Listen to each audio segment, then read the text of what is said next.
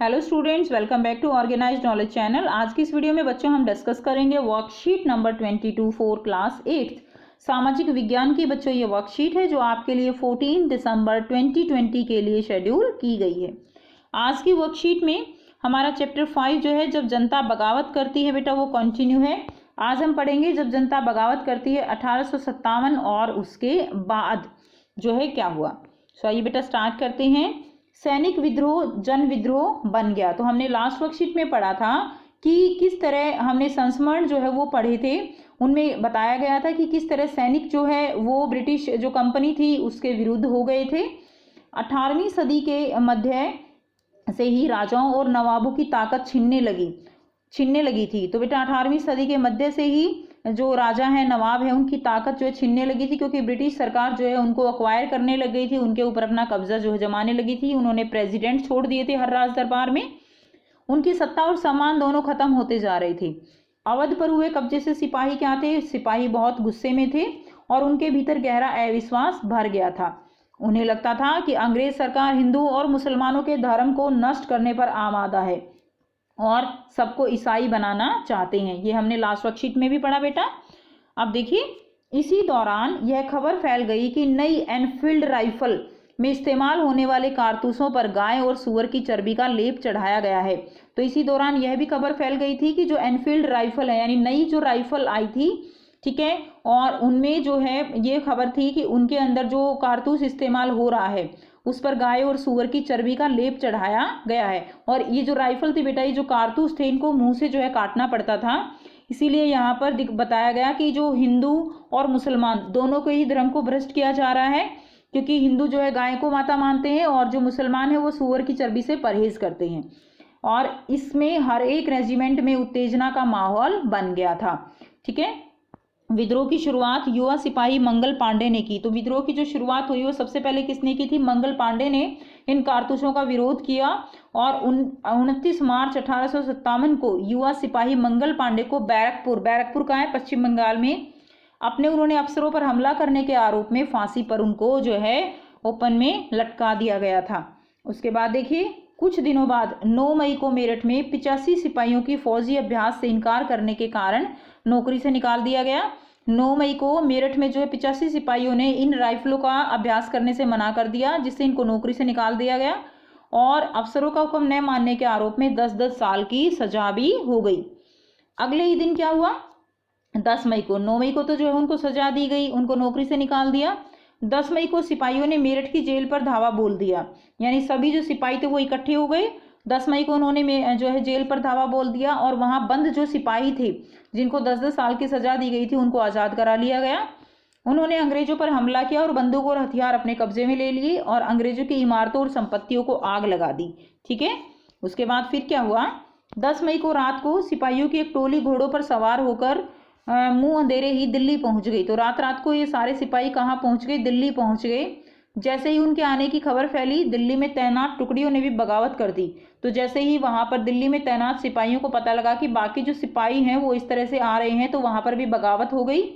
और उन्होंने क्या किया, सिपाहियों ने बहादुर शाह जफर उनको अपना नेता घोषित कर दिया और बादशाह को सिपाहियों की ये मांग जो है वो माननी पड़ी। ठीक है, तो बादशाह को उन्होंने जो है अपना नेता घोषित कर दिया और उन्होंने देश भर के मुखियाओं और शासकों को चिट्ठी लिखकर अंग्रेजों से लड़ने के लिए भारतीय राज्यों का एक संघ बनाने का आह्वान किया।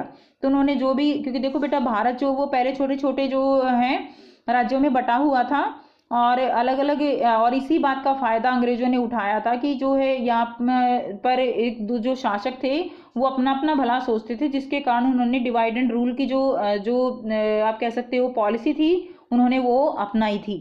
ठीक है, तो फिर यहाँ पर क्या हुआ कि शासकों को चिट्ठी लिखकर अंग्रेजों से लड़ने के लिए भारतीय राज्यों को कि सारे जितने भी राज्य थे उनको एक संघ बनाने के लिए आह्वान किया गया कि सभी एक हो जाएं। बहादुर शाह के इस एकमात्र कदम के गहरे परिणाम जो है वो सामने आए और इस समर्थन से छोटे शासक और रजवाड़ों को ये लगता था कि अगर मुगल बादशाह दोबारा शासन स्थापित कर लें तो वो दोबारा अपने इलाकों का शासन जो है वो बेफिक्र होकर चलाने लगेंगे। ठीक है, तो उनको लगता था, छोटे जो शासक थे, छोटे रजवाड़े थे, कि अगर मुगल बादशाह जो है वो दोबारा शासन जो है वो स्थापित कर लें तो क्या होगा कि वो भी अपना राज्य जो है बेफिक्र होकर वो चला सकते हैं। इसीलिए उन्होंने उनका समर्थन किया। अब क्या हुआ, बगावत जो है वो फैलने लगी। अंग्रेजों की इन घटनाओं की उम्मीद नहीं थी। अंग्रेज सोचते थे कि कारतूसों का मुद्दा जो है वो थोड़ी बहुत उथल पुथल के बाद कुछ समय में ही शांत हो जाएगा, लेकिन ऐसा नहीं हुआ। लेकिन बादशाह के समर्थन के बाद स्थिति रातों रात बदल गई। दिल्ली से अंग्रेजों के पैर उखड़ने के एक हफ्ते बाद विद्रोहों का सिलसिला शुरू हो गया। एक के बाद एक हर रेजिमेंट में सिपाहियों ने क्या कर दिया, विद्रोह कर दिया, और वे दिल्ली, कानपुर और लखनऊ जैसे बिंदुओं पर दूसरी टुकड़ियों का साथ देने को निकल पड़े। ठीक है, एक दूसरे का सब साथ देने लगे। उनकी देखा देखी कस्बे, जो गांव थे, वहां पर भी बगावत के रास्ते पर लोग चलने लगे। वहां पर स्थानीय नेता, जमींदार, मुखिया सभी जो है संगठित हो गए। ये लोग अपनी सत्ता स्थापित करने और अंग्रेजों से लोहा लेने के लिए तैयार थे। यानी अंग्रेजों से लोहा लेना क्या होता है, युद्ध करना। तो लोहा लेने के लिए, युद्ध करने के लिए सब तैयार हो गए। कानपुर से स्वर्गीय पेशवा बाजीराव के दत्तक पुत्र बेटा जो गोद लिया हुआ पुत्र होता है उसको कहते हैं। पेशवा बाजीराव के दत्तक पुत्र थे नाना साहेब। उन्होंने ब्रिटिश सैनिकों को शहर से क्या किया, खदेड़ दिया। लखनऊ से नवाब जो है वाजिद अली शाह के बेटे बिरजिस कद्र को नया नवाब जो है वो घोषित कर दिया गया। और उनकी माँ जो है बेगम हजरत महल, तो बेटा बेगम हजरत महल, इनका बहुत बड़ा योगदान है। बेगम हजरत महल ने अंग्रेजों के खिलाफ विद्रोह को बढ़ावा देने में बढ़ चढ़कर हिस्सा लिया। और झांसी की रानी लक्ष्मीबाई, इनके बारे में तो आप सब बच्चे जानते होंगे। झांसी की रानी लक्ष्मीबाई, उन्होंने नाना साहब के सेनापति तात्या टोपे के साथ मिलकर अंग्रेजों को भारी चुनौती दी थी। यानी धीरे धीरे पूरे देश में ये बगावत का बिगुल जो है वो बज गया। झांसी जो है, झांसी में रानी लक्ष्मीबाई ने विद्रोह कर दिया।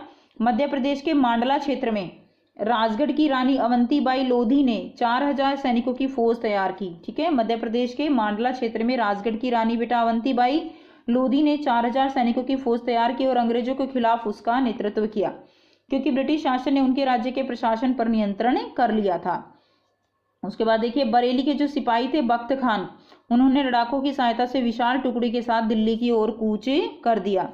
वह इस बगावत में एक मुख्य व्यक्ति साबित हुए।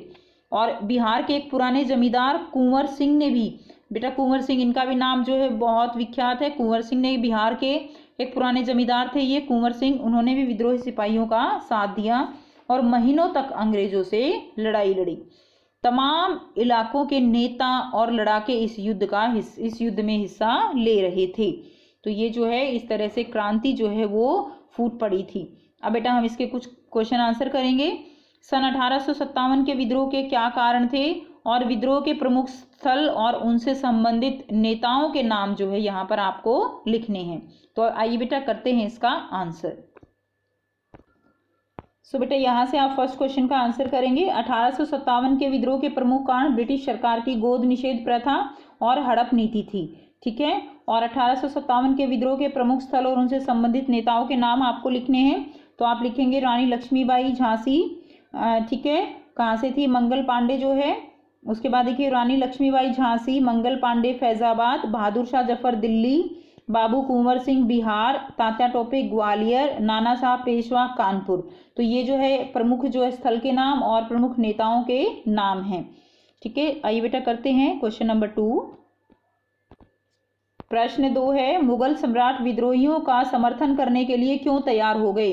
तो बेटा मुगल सम्राट जो है वो उनका समर्थन करने के लिए क्यों तैयार हो गए, क्योंकि उनके भी जो राज्य था वो छिन चुका था, वो भी अपना राज्य वापस पाना चाहते थे। इसलिए सोच रहे थे कि किसी भी तरह जो है इनका साथ देने से अगर ये हमारे राज्य हमें वापस मिलते हैं तो हम इनका साथ देने के लिए तैयार हैं। तो ये बेटा करते हैं इसका आंसर।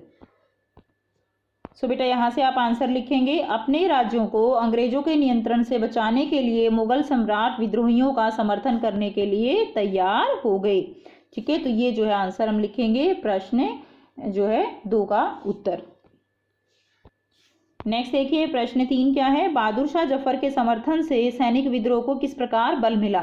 तो जब बहादुर शाह जफर जो है उन्होंने साथ दिया तो किस तरह सैनिक विद्रोह को बल मिला, ये आपको यहाँ पर बताना है। आइए बेटा करते हैं आंसर। तो बेटा यहाँ से आप आंसर लिखेंगे, बहादुर शाह जफर के समर्थन से छोटे शासक और रजवाड़ों को यह लगता था कि अगर मुगल बादशाह दोबारा शासन स्थापित कर लें तो वे दोबारा अपने इलाकों पर बेफिक्र होकर राज कर सकते हैं। तो ये आप क्वेश्चन नंबर 3 का उत्तर लिखेंगे। नेक्स्ट है प्रश्न 4, कल्पना कीजिए कि आप कंपनी की सेना में सिपाही हैं, विद्रोह के बारे में अपने विचार लिखिए। तो मान लीजिए आप जो है कंपनी की सेना में सिपाही हैं, तो विद्रोह जो है उसके बारे में अपने आप को विचार लिखने हैं। यहाँ से आप प्रश्न 4 का उत्तर लिखेंगे। अगर मैं कंपनी की सेना में सिपाही होता तो मैं भी विद्रोह में भाग लेता और स्वतंत्रता संग्राम में अपने देश के नेताओं का साथ देता और अपने देश को गुलामी की बेड़ियों से छुड़ाने का पूरा प्रयत्न करता। तो ये बेटा आप लिखेंगे कि अगर आप कंपनी में सेना में सिपाही होते तो हम भी भाग लेते और स्वतंत्रता संग्राम में अपने देश के नेताओं का साथ भी देते और अपने देश को गुलामी से छुड़ाने के लिए पूरा प्रयत्न करते। तो ये थी बच्चों आपकी आज की एसएसटी की जो है वर्कशीट। और बेटा आप अपनी एनसीईआरटी बुक से इस चैप्टर को अच्छे से एक बार ज़रूर पढ़िए, क्योंकि आप जो है स्टेप बाय स्टेप चीज़ें लर्न करेंगे तो आपको ये चीज़ें ज़्यादा क्लियर होंगी, ठीक है, और आप अच्छे से क्वेश्चन अटेम्प्ट कर सकते हैं।